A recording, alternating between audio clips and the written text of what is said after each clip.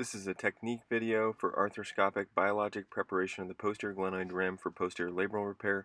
Anterior superior portal provides the optimal angle of attack. Here are disclosures. This is a right shoulder in the lateral decubitus position. The arthroscope is in the anterior superior rotator interval portal. While viewing from the anterior superior rotator interval portal through the mid-glenoid portal, a curved liberator is inserted to liberate and mobilize the torn posterior labral tear as visualized here. Now place the arthroscope in the mid-glenoid portal and insert the shaver in the anterior superior portal as visualized in this image.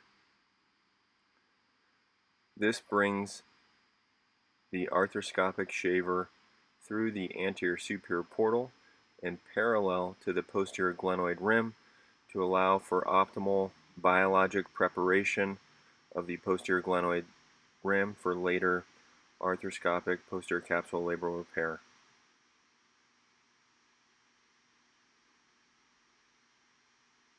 Here you can see the torn posterior labrum, and again the shaver is inserted from anterior to optimally prepare the posterior glenoid rim, and this stimulates bleeding for later optimal healing for the posterior labral repair.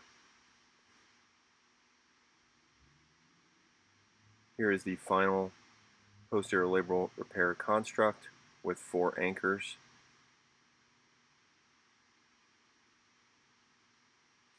Thank you.